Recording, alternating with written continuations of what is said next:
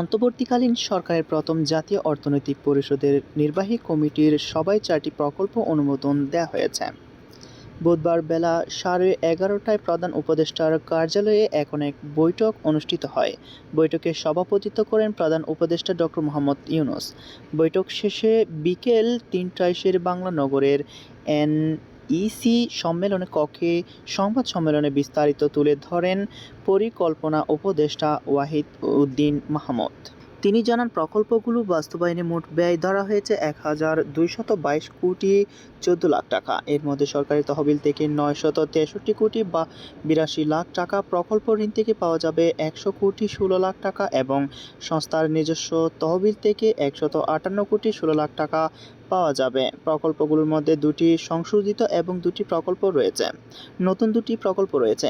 এখন একে অনুমোদিত 4টি প্রকল্প হলো শিল্প ও শক্তি বিভাগের বাখরাবাদ মেঘনা হরিপুর গ্যাস সঞ্চালন পাইপলাইন নির্মাণ শীর্ষক প্রকল্প, 2টি মূল্যায়ন কাম উন্নয়ন কূপ, 2টি অনুসন্ধান কূপ খনন প্রকল্প, আর্থসামাজিক অবকাঠামো বিভাগের মহিলা ক্ষমতায়ন প্রকল্প, তথ্য আপা নামক প্রকল্প এবং কৃষি পানি সম্পদ ও পল্লী প্রতিষ্ঠান বিভাগের পার্বত্য চট্টগ্রাম এলাকায় টেকসই সামাজিক সেবা প্রদান প্রকল্প।